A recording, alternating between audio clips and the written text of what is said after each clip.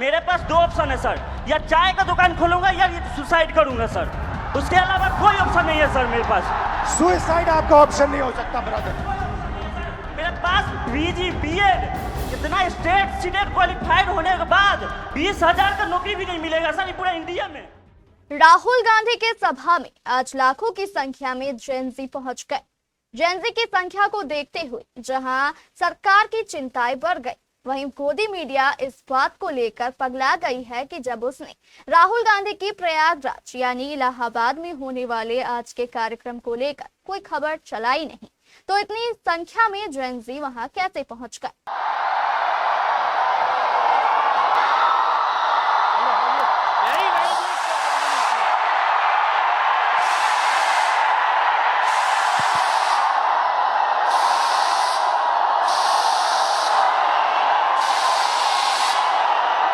नमस्कार, how are you, how is Prayagraj. अब गोदी मीडिया को यह स्पष्ट नजर आने लगा है कि लोग गोदी मीडिया पर नहीं बल्कि सोशल मीडिया पर ज्यादा भरोसा कर रहे हैं। राहुल गांधी का आज प्रयागराज में छात्रों की गूंज का कार्यक्रम आयोजित हुआ, जिसमें लाखों की संख्या में जेनजी पहुंची, जिन्होंने राहुल गांधी के सामने मंच पर आकर खुलकर अपनी समस्याओं को रखा। चलिए आप भी देखिए इस कार्यक्रम की कुछ झलकियां। सर मैं मतलब कि मैं बीएड हमारी मम्मी करवाई थी जमीन बेचकर। 4 साल से वैकेंसी अभी तक नहीं आई है सर। जब आंदोलन करने जा रहा हूँ तो सर मतलब कि सम्राट चौधरी का गुंडा जो कि पुलिस जो हम लोग को लाठी से मारती है और जेल भेजती है सर। जब हम लोग आंदोलन करते हैं तो डिटेन कर लिया जाता है। उसके बाद मतलब कि कुछ भैया को जेल भेज दिया जाता है। उसके बाद मतलब कि हम लोग जब स्टेट सीटेट क्वालिफाइड। रिलैक्स करो, कोई प्रॉब्लम नहीं है, घर में हो अपने, खुल के बोलो, टेंशन मत लो। ये जब मैं पहली बार ऐसे बोला था मैं भी नर्वस था, इसमें कोई प्रॉब्लम नहीं है, खुल के बोलो। सर मैं मतलब state qualified CTET qualified PG BEd करके आया हूँ, फिर भी 4 साल से वैकेंसी नहीं आई है सर। जब मतलब कि आंदोलन 4, 5, 6 साल से मैं पटना में रहकर पढ़ाई करता हूँ, किसान का बेटा हूँ सर। ये महीना का 10 से 15 हज़ार रुपये खर्चा होता है सर, कहाँ से मम्मी देगी। अब मम्मी टेंशन में चली जाती है। मेरे पास दो ऑप्शन है सर, या चाय का दुकान खोलूंगा या सुसाइड करूंगा सर, उसके अलावा कोई ऑप्शन नहीं है सर मेरे पास। सुसाइड आपका ऑप्शन नहीं हो सकता ब्रदर। मेरे पास बीजी बीएड इतना स्टेट सीटेट क्वालिफाइड होने के बाद 20,000 का नौकरी भी नहीं मिलेगा सर पूरा इंडिया में। उसके बाद मैं सर जब मतलब कि मम्मी मतलब कि सुनती है कि आंदोलन में गया है तो मम्मी को पानी चढ़ने लगता है सर टेंशन से। उसके बाद सर मतलब हमारे एक मंत्री हैं बिहार के, अशोक चौधरी नाम है सर, वो 56 साल के होकर वो प्रोफेसर बने हैं सर, जो कि नीतीश कुमार के राइट हैंड है सर। वो कैसे बन गए सर बिना बिठाओ तो इंटरव्यू का कैसे बने सर, एक सीट खा गया सर ये। साथियों, जो 22 जुलाई को पटना में बिहार बंद का कॉल था, हम लोग राजभवन मार्च कर रहे थे और वहाँ एक चीज हमें एहसास हुआ कि पुलिस ऐसे मौके की तलाश में थी कि वो हम पे लाठी भी चार्ज कर ले, उन पे इल्जाम ना हो। जब हम राजभवन से थोड़ी देर पहले पहुंचे, वहाँ पे पुलिस वाले थे बिना बैच के और लाठी की जगह पे वो बैम्बू लिए हुए थे। उनसे जब पूछा गया आपका बैच कहाँ है तो वहाँ से अधिकारी पूछते हैं कि आप कौन हो पूछने वाले। मैं बताता हूँ तो कहते हैं इससे क्या होगा। हमने कहा सर इतने बच्चे मरे, उनका जवाब कौन देगा। कहते वो तो चले गए, अब क्या तुम भी जाना चाहते हो। मैंने कहा सर वो तो चले गए लेकिन अब बदलने का वक्त आ गया, क्योंकि अब नहीं बदलेगा सर, कभी नहीं बदलेगा। हम छात्र युवा देश के भविष्य हैं। उसके बाद वो वाटर कैनन चलाने लगते हैं जिससे हमें फर्क नहीं पड़ता है। उसके बाद वो लाठी चार्ज करते हैं, जिससे उनका टारगेट था या सर पे मारो या पैर में। उन्होंने मेरे पैर पे बहुत मारा, मैं गिर गया। उसके बाद वो लाठी चार्ज करने लगे, स्टोन चलाने लगे, आंसू गैस। और एक बात मैं आपको बता दूं, जब मैं गिर गया उसके बाद जो डीएसपी हैं वो आके दोबारा मेरे पेट पे मार दी, जबकि मेरा लेग डैमेज था। कुछ छात्र मुझे वहां से उठा के ले जाते हैं, साइड रखते हैं। पुलिस वाले आगे कहते हैं ये छात्र थोड़े हैं, इसको तो जेल भेजना चाहिए। इवन वो एम्बुलेंस नहीं आने देते हैं। मुझे 3 इडियट की मूवी की तरह स्कूटी पे हॉस्पिटल ले जाना पड़ता है। जब 20 तारीख को दिल्ली के जंतर मंतर के प्रोटेस्ट के दौरान पुलिस और गवर्नमेंट के थ्रू स्टूडेंट पर ब्रूटली मारा पीटा गया, उन पर वाटर कैनाल्स फेंके गए, उन पर टीयर गैसेस चार्ज किए गए, उसके खिलाफ 22 जुलाई को पटना में स्टूडेंट्स ने प्रोटेस्ट का कॉल दिया।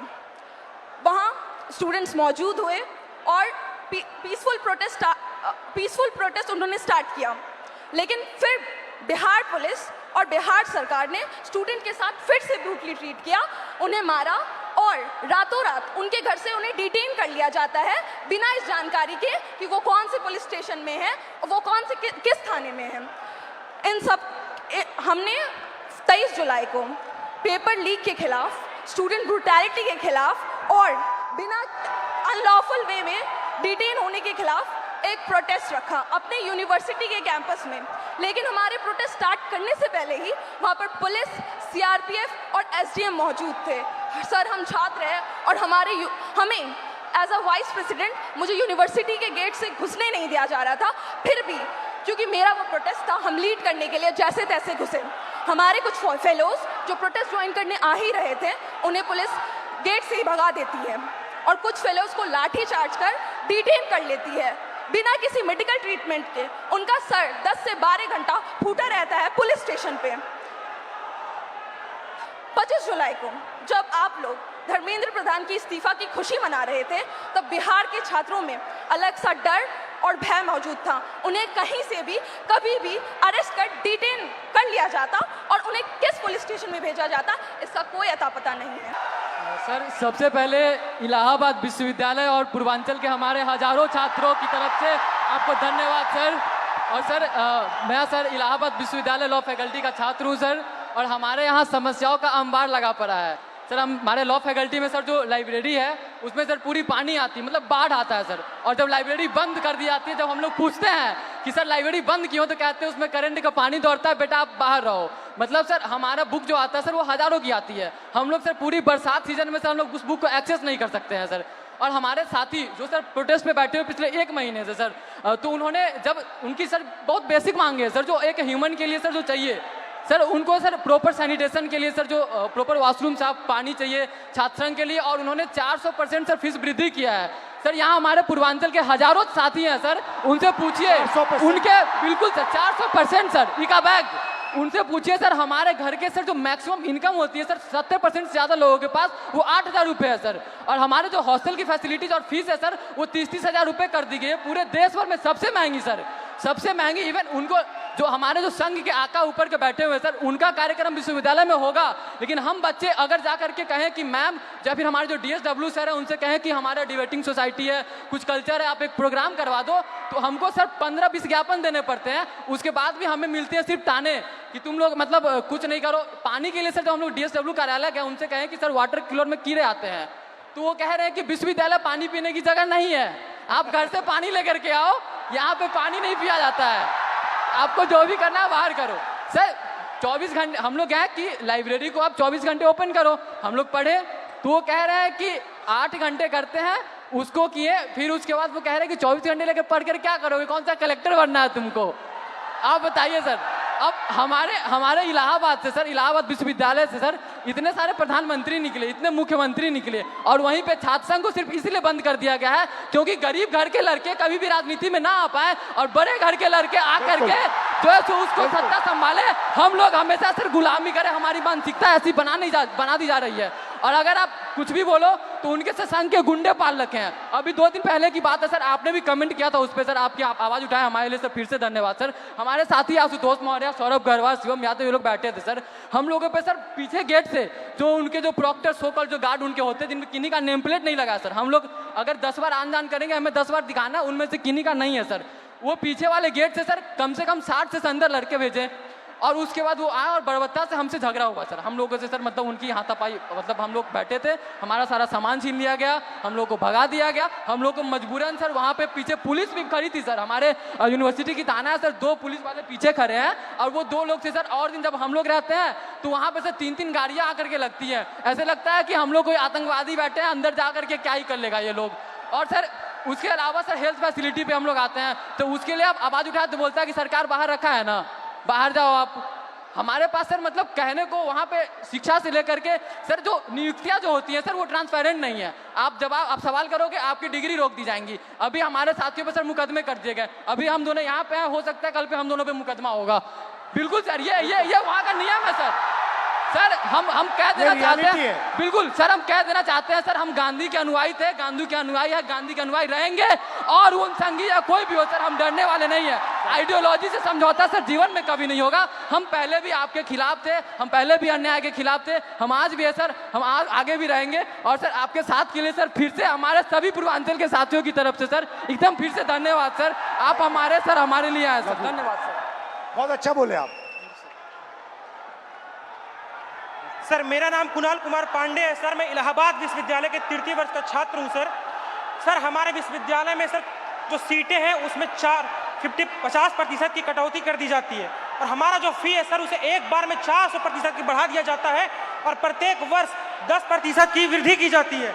सर इसी के विरोध में हम लोग पिछले 30 दिनों से धरना प्रदर्शन कर रहे हैं। सर हमें विश्वविद्यालय में धरना नहीं देने दिया जाता है सर, और सर हमें कभी कठिनाइयों का सामना करना पड़ता है। और सर हमारे जो VC मैम है सर, वो जो छात्र धरना प्रदर्शन करते हैं सर उन पर FIR कर देती है। हमारे 5 साथियों पर FIR कर दिया गया है और उन्हें विश्वविद्यालय के अंदर प्रवेश मना कर दिया गया है सर। हम इससे बहुत पीड़ित हैं सर। इलाहाबाद विश्वविद्यालय के सभी छात्र बहुत उम्मीद से आपके पास आए हैं सर।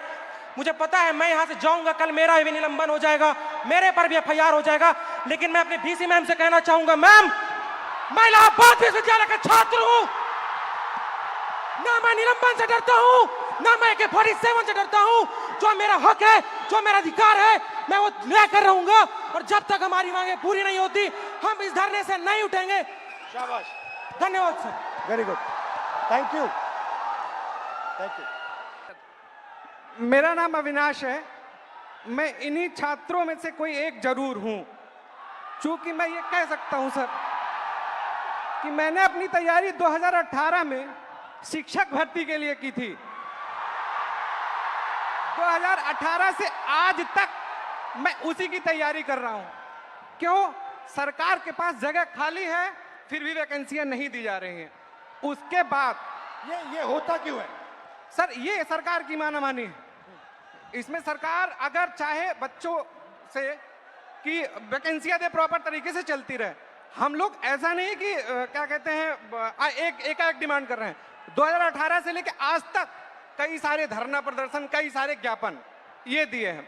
उसके बाद दूसरा मुद्दा ये कि 2022 से ही मैं यूपी पेट की तैयारी UPSSC आयोग से करता हूं।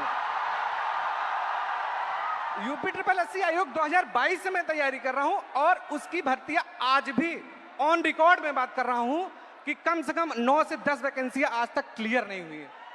और उसमें से बहुत सारी वैकेंसियां जिसके लिए हम लोगों ने लाठी खाई, ज्ञापन दिया, लोगों से जाके मिले कि हमारी दर्द, हमारे दुख को समझा जाए, लेकिन आज तक सरकार के कान में ये बात पहुंची नहीं है। इसमें से बहुत सारे ऐसे हमारे भाई बहन हैं जो उस चीज से पीड़ा में ग्रसित हैं।